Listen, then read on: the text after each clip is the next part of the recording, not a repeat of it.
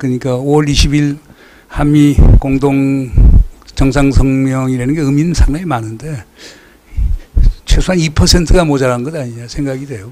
그러니까 우리가 뭐 판문점 선언하고 싱가포르 선언을 존중하고 그다음 남북한의 대화, 관여, 협력을 동의하고 지지를 표명하고 성킴을 임명하고 그다음에 인도적 지원과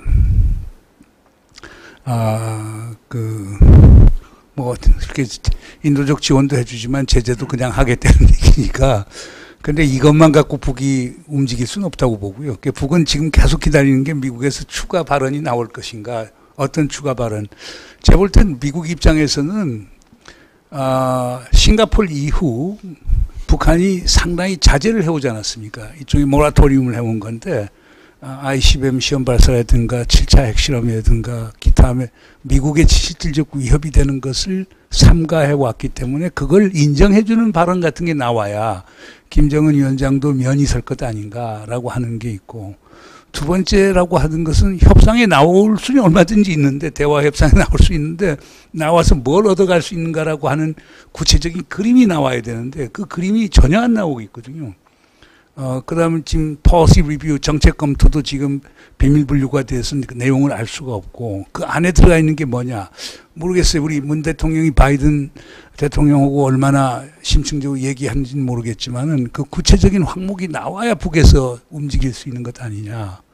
그 다음에 미국에서 더 나아가서 자 구체적인 그 인센티브도 보여주면서 만났을 때 우리가 이러이러한 걸 협상할 수 있다라고 하는 거에 대한 그림이 또 추가적으로 나와야 되는데 그것도 없단 말이에요.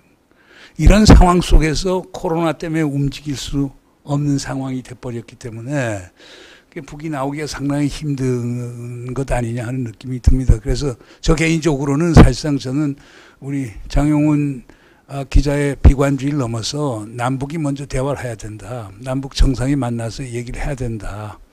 그리고 그런 것들이 미국에서 더 건설적인 반응을 나오는 기제로 사용할 수 있다 이렇게 주장을 해오는데 북에서 뭐 전혀 움직이질 않으니까 저는 스스로 지금도 그렇게 봅니다.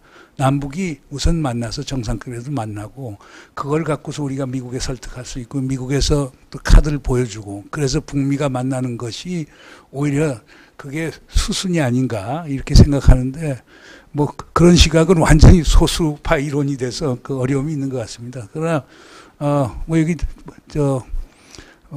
네 분이 전부 다 말씀을 하셨지만 타이밍이 아주 나쁜 타이밍입니다. 그러니까 이제 뭐 우리 정부 입장도 그럴 거 아닙니까? 뭐 대통령께서 뭐 할 수 있는 게 8월 한미연합 군사 연습을 축소를 넘어서 중단할 수 있다라고 하는데 북에서 그걸 받아야 될 거 아닙니까?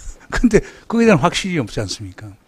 그 다음에 지금 우리가 인도적 지원해서 뭐 쌀 지원하는 문제, 비료 지원하는 문제 있는데 지금 그런 물자가 국경 넘어서는 걸 지금 북에서 거부하고 있으니까 작년 8월에 중국에서 북에 넘기기로 한 그거 뭐 11만 톤인가 대련에 있는 지금 곡물이 아직도 그냥 있다는 상황을 봤을 때 북에서 코로나 사태를 그렇게 이제 중요시하고 있는 거고 또 뭐 제2공미 해서 또 정부미 또 방출해갖고 군량미 방출해갖고 저 식량 또 극복해 나가려고 하는 걸 보이고 그러니까 그런 것도 카드로 쓰기가 상당히 힘들 거고 그 다음에 이제 개성공단 금강산 문제도 그 이기동 박사께서도 말씀을 하셨습니다만은 글쎄요. 그러니까 뭐 한다면 입주자 대표들이 한번 시설 방문하고 점검하는 건 할 수가 있겠죠.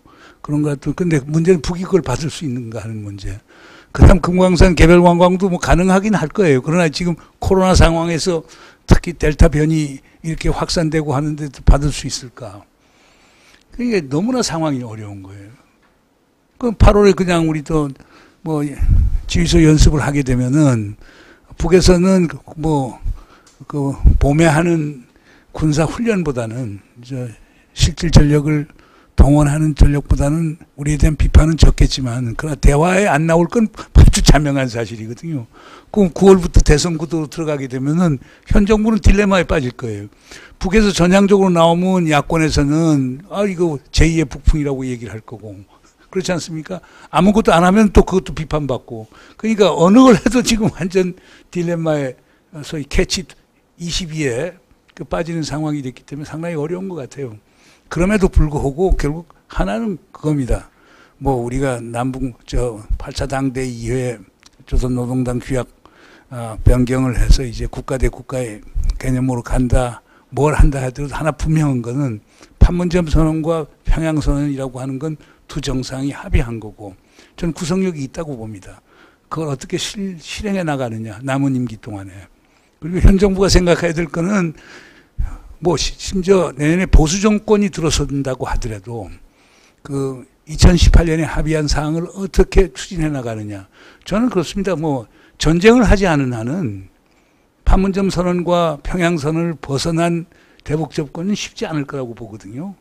그렇다라고 하면은 결국 현 정부가 남은 임기 10년 동안 여러 가지 어려운 점, 환경적 제약도 있음에도 불구하고 뭔가를 해야 될 거냐, 해야 될 것 아니냐, 북도 그거에 대해서 또 반응을 할 필요가 있지 않느냐 이렇게 생각이 됩니다. 그래서 여기 네 분께서 말씀하신 그 아주 절망적 비관주의, 우리 장용훈부터 시작해서 그 다음에 또 소위 그 가디드 업 그러니까 절제된 비관주의에서 그 소극적 낙관주의에 이르기까지 그 세 가지 시각이 있었는데 정부는 뭐 다른 거 생각할 거 없이 치고 나가야 될 것 아니냐. 현 정부가 지금 제가 볼 때 하나 좀 아쉬운 점은 미국에 너무 의존을 한다. 물론 북한이 미국을 움직여야 북한도 움직인다는 걸 제가 잘 알고 있습니다만은 그래도 뭔가 좀 치고 나갈 수 있는 것 아니냐. 그거 보면 우리 이인영 통일부 장관 하시는 거 보면 난 너무 안타까워요.